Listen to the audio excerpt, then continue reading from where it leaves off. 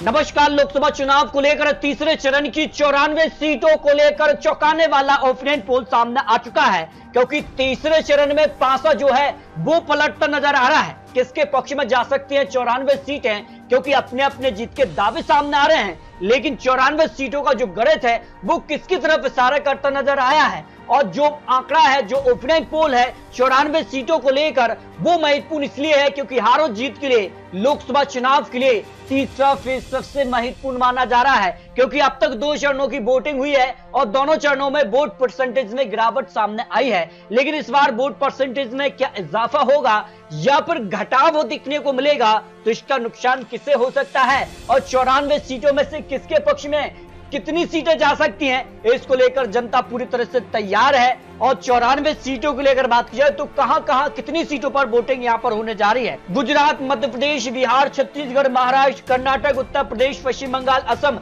और गोवा को लेकर यानी 11 राज्यों में तीसरे फेज में वोटिंग होने जा रही है। तो महाराष्ट्र क्यों महत्वपूर्ण है और तीसरे फेज के लिए महाराष्ट्र की जो सीटें हैं वो निर्णायक मानी जा रही हैं, क्योंकि यहाँ काफी बड़े दिग्गज नेता चुनावी मैदान में हैं, जहां एनडीए वर्सेस इंडिया गठबंधन की सीधी टक्कर है। कौन सीटें वो ऐसी हैं जहां कड़ी टक्कर हो सकती है। और अगर बात की जाए इन सीटों के लिए, तीसरे फेज के लिए महाराष्ट्र में 2019 के लिए सांगली सीट भारतीय जनता पार्टी ने जीती थी, तो 42% करीब वोट परसेंट उनके साथ था। तब जो है उद्धव गुट शिवसेना उनके साथ ही, लेकिन अब उद्धव गुट अलग हो चुके हैं, एनसीपी में भी 2 धड़ हो चुके हैं। तो इसका कितना नुकसान होगा, क्या सहानुभूति वोट या उद्धव ठाकरे के पक्ष में जा सकते हैं, क्योंकि महाराष्ट्र में आने वाले वक्त में यहाँ विधानसभा चुनाव भी होना है, तो उसकी भी तैयारी लोकसभा चुनाव के वक्त ही की जा रही है। और 17 में एनसीपी ने यहाँ पर जीत हासिल की थी, लेकिन एनसीपी में भी 2 धड़ हो चुके हैं। रत्नागिरी शिवसेना के पक्ष में रही थी, लेकिन इस बार शिवसेना भी 2 धड़ है। कोल्हापुर की अगर बात की जाए तो यहाँ पर शिवसेना को जीत मिली थी,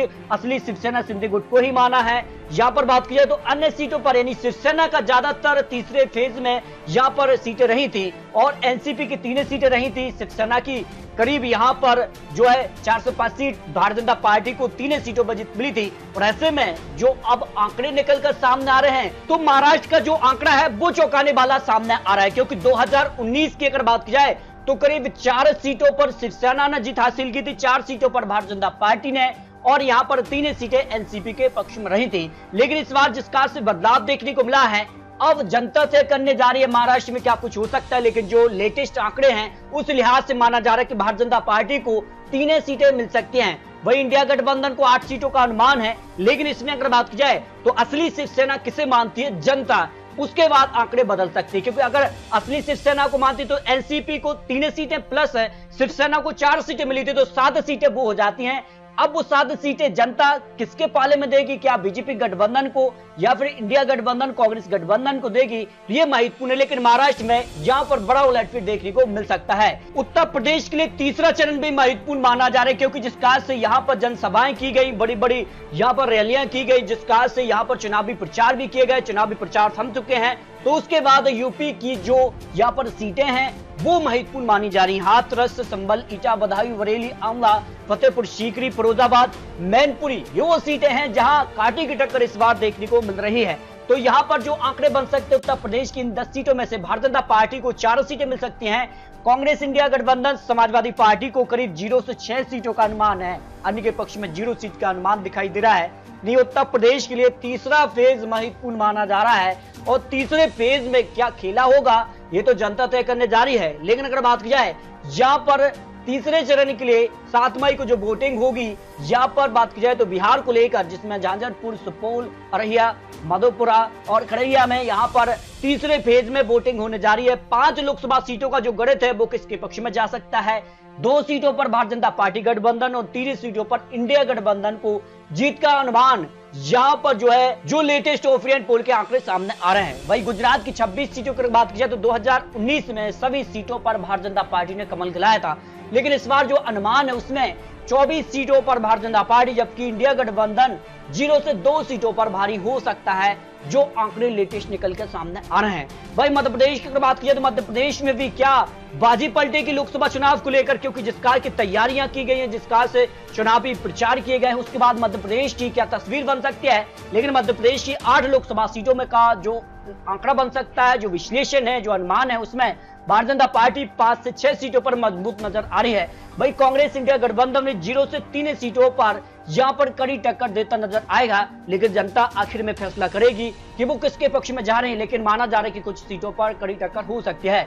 भाई अगर बात की जाए कर्नाटक की 14 लोकसभा सीटों में से, तो यहां पर मामला उलट नजर आ रहा है। जो दावा किया जा रहा है, जिस कार की रणनीति बनाई गई है कि कर्नाटक में भारतीय जनता पार्टी सभी 28 सीटों पर जीत हासिल करने जा रही है। लेकिन जो आंकड़े हैं, जो लेटेस्ट अनुमान है, उसमें भारतीय जनता पार्टी को झटका लग सकता है 3 सीटें, जबकि इंडिया गठबंधन को 11 सीटें और रानी के पक्ष में 0 सीट का अनुमान सामने आ रहा है। वही छत्तीसगढ़ की 7 सीटों में से भारतीय जनता पार्टी को 5 सीटें, कांग्रेस गठबंधन को करीब 2 सीट का अनुमान हो सकता है, जो लेटेस्ट आंकड़े यहां निकल के सामने आ रहे हैं। वही पश्चिम बंगाल की 4 लोकसभा सीटों में से 2 सीटों पर भारतीय जनता पार्टी और 2 सीटों पर टीएमसी के बीच कड़ी टक्कर देखने को मिल सकती है। यानी यहां पर कांटे का मुकाबला पश्चिम बंगाल में Bharatiya Janata party versus TMC में देखने को मिल रहा है, जो आंकड़ा तीसरे फेज को लेकर लगाया जा रहा है। वही गोवा की 2 लोकसभा सीटों में से दोनों सीटों पर इंडिया गठबंधन का पलड़ा भारी हो सकता है।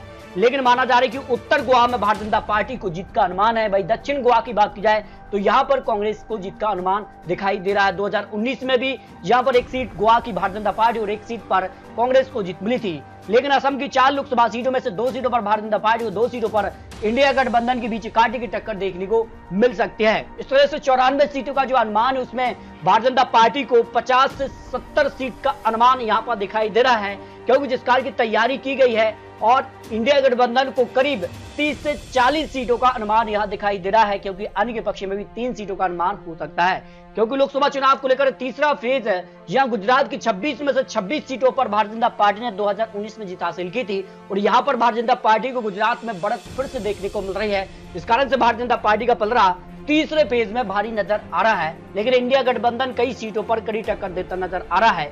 लेकिन आखिर में जनता फैसला करेगी तीसरे फेज में कौन बाजी मारेगा और कौन किस पर भारी होगा, क्योंकि ये तो अनुमान चुनावी विश्लेषण है और आने वाले वक्त में कई चरणों की वोटिंग बाकी है। उसके बाद 2024 में कौन बनने जा रहा है प्रधानमंत्री, ये तो 4 जून को पता लगने जा रहा है। लेकिन इससे पहले जो महत्वपूर्ण विश्लेषण है वो आपको दिखाए। फिर भी आपको क्या लगता है, आप ये रख सकते हैं।